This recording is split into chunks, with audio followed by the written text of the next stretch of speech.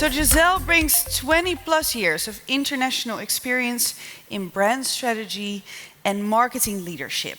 And she's worked with brands across Latin America, the US, and she's now based here in the Netherlands. She's helped companies shape their brand positioning and communication strategies with an expertise in B2B SaaS environments. Well, that's what we're here for, right? So that's good. So now she's the head of marketing at Channable, and she leads a team of 30 marketing professionals, currently scaling Channable's global reach across Europe and beyond. Who knows Channable? Who's familiar with Channable? Good thing, good thing, good thing. I'm a huge fan. I've known her for a while, and so I'm super excited for her talk, but also because I know she's a bubbly person and she's going to bring a great talk today. She's going to be talking about, from feed management to multi-channel platform, the marketing repositioning playbook. Welcome, Gisele. We can do more, we can do more. Come on, a little bit more.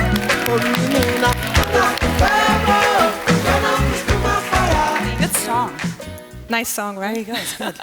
Hey everyone, thank you so much for having me here. Super happy. Do you guys still have any energy after lunch? We're good? Nice. Because I will start by sharing with you guys some memories and some feelings, so bear with me. I'm from Brazil, as you may notice by the song. So maybe if you are from Germany, you have a very different memory of this day. Maybe Andrea here is from Germany, right? So you remember. So this was July 2014, I think, semi-final of the World Cup, Brazil versus Germany. Who remembers this day? The football fans. Yeah, so you guys remember. It was very hard for us. So I remember very well, I was pregnant by then. So I was running to the toilet all the time. And every time that I came back from the toilet, they had scored another one. I thought I was watching replays. So it was 1, 2, 3, 5, 7 in total. They let us have one, but I think it was out of mercy. And at some point, of course, I was crying as the other 200 million Brazilians watching that game, because we are shocked. We couldn't understand what was going on. We had the best players money could buy, but Germany had a system. And under pressure, systems will win all the time. So not luck, not talent, not money, but systems. And that's what I would like to talk to you guys about today, but in relation to brand and to product positioning. So if we don't have a system to continuously listen to our audience and to shape that into a position, into a narrative, then most likely we're going to look like my dear friend here. So take a look if any of this sounds familiar to you. So maybe your product team keeps shipping faster than your messaging can keep up with. Or maybe the size of your market's not enough for your growth targets. Or your sellers are telling you that's being harder to explain or to close deals or to even explain what we do at all. Or maybe you came to a conference like this one, or yourself or your CEO, and they come back because they discover a new category. And they are super excited about it. It's new, it's shiny, and we just need to claim it for our own very quickly. So you need to be the first ones to say, we are leading this one. Does it sound familiar? Yeah? I guess it's for my Channable colleagues here, for sure. We have been there for all of this. And if that's the case for you, probably your product outgrew your positioning. So that is a signal for you about that. If you ask someone about Channable here in the Netherlands a couple of years ago, what Channable is, probably people in the e-commerce will say, yeah, of course, I know Channable. They do feed management. If you ask outside the Netherlands, they will say probably, Channa, what? But the thing is that the product grew for so much more than that. So we added PPC automation, marketplaces, dynamics, creatives, and so many features that I could not even name it here. But if you look back then how we are telling this story, well, let's say we are not very proud of how we are displaying this narrative. I'm not even sure what we are trying to say with this. So long story short, we needed to reposition. We need to tell a different story for feed management to a multi-channel platform for e-commerce. And what I would like to do in this next few minutes is just to explain you how we did it, so hopefully you don't need to suffer as much as we did throughout this process. So it all comes down to a two-level framework. It's pretty simple and it's very useful if you have a very complicated tool with a lot of different modules and systems. Imagine that you're positioning like this tree. So you have in the trunk of the tree your company or your brand positioning. This is an overarching promise that will cover all different solutions that we have. And each of those branches can be different solutions or different modules. Within each one of them, you're going to have several features, and you can have as many as you want. But the brand positioning is only one. So it's an overarching idea that will cover everything. And here you want to answer the question, why should I care at all for your users? So of course, it's a bit more generic because you cannot explain everything here. And here you're going to say about your core, why you are in the role, and why does that matter. You most likely will talk with decision makers here in a brand awareness level. But for the solution part, then you're going to talk about one specific problem you want to solve with one ICP in a jobs to be done level. And here you're going to answer exactly what you do to solve that specific problem for your user. So it's very different. What most of the SaaS business do wrong here is that they start with a product position because we start with a product and then we get complicated and then try to walk their way into the brand positioning. And that just not works. So it needs to be the other way around. But it's also true that you're going to spend most of your time in the product side of things. And that's why. So imagine if you have a flat tire, for instance. So you are late for work or to pick your kids at school, you are super stressed, and you don't know what to do. And then a salesperson approaches you and they say, I have a solution for you. I can help you with that. And you are like, phew, I'm safe. And the seller starts, well, actually, I have a very comprehensive automobile set of solutions to show you that includes oil change. We have a very new AI thingy for the windshields. And by the way, we have a cool VIP room in the airport. And you are like, what the heck this person is talking about? I have a flat tire now.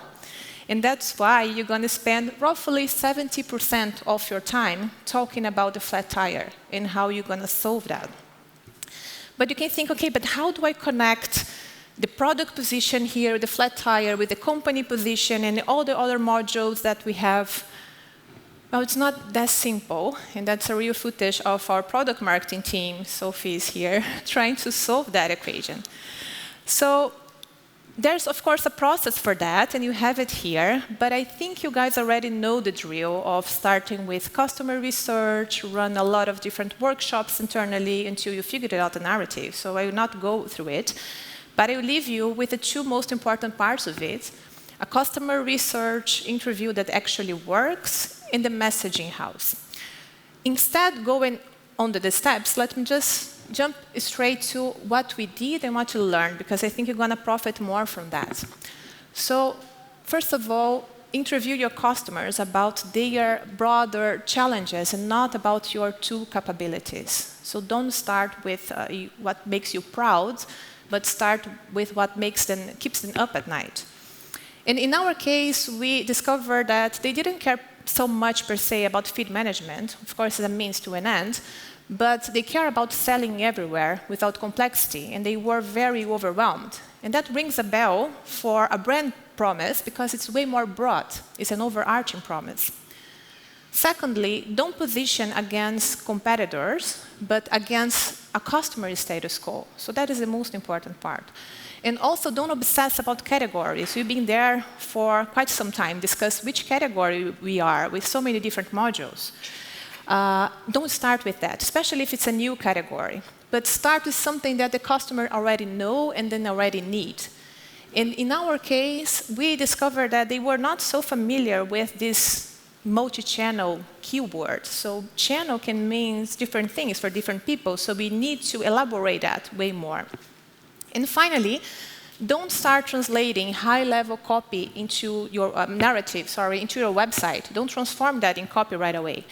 This is very enticing, and you want to do it because you discover a cool thing. But what happens is that we ended up with a huge paragraph with 15 different USPs and a mouthful sentence that nobody understands, not even us. So instead, take a look of your calls, listen to the calls, on how they are writing down about the topic on LinkedIn or in their testimonials, and just put all of that in a messaging house. So the messaging house is your team's holy grail. If you want to remember just one thing about this presentation, that's the most important part. So here you're going to organize for each of those levels everything that you know about your product, from your elevator pitch, your message, your bragging points, what to not to say, what to say. And if you feed that to your AI, then you can create full funnel copy for everything that you need. And that's what we did. So it looks super basic, but easily said and done. So your homepage, you'll be focusing on your brand overarching promise. And each of those pages, you'll be focused in a job to be done. Of course, it's not always perfect, it's not a fairy tale, and it's always a work in progress. I could have another presentation like this one, just talking about everything that we will optimize in all of that. But once you have your narrative shaped, then your website, your homepage, you'll be focused on the big picture, your product pages and jobs to be done. Your sales materials will match way better your customer expectations, and they will also onboard more easily. But let me show you how we transform that strategy into a story, because that lives within our documentation, but you want eventually to show that to your customer in a way that they understand. So in our case, we transformed that into the same brand story in two campaigns, one for the user and another one for the decision maker. And you can see here that the copy is not specific, like talking about multi-channel e-commerce. So you don't need to translate word by word like that. So it can be more free, more creative. So you need to meet your customers where they are. And the campaign had several different assets. I will show you just only one, so you can have an idea how this message came to life.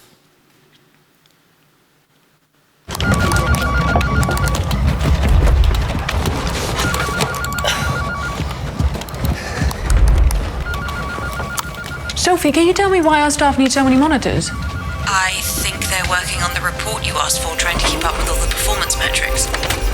They need more monitors to try to process all the information. I see. I'm about to go for lunch. Do you want me to pick you up something? I need to find a multi-channel platform for e-commerce to list all our products. Something with a suite of tools, robust automation, feeds, ads, and marketplace management. All in one platform. I was thinking more like a sandwich. Oh, right. No, thanks. Actually, Sophie, where are you going? More channels, more manageable, Channable.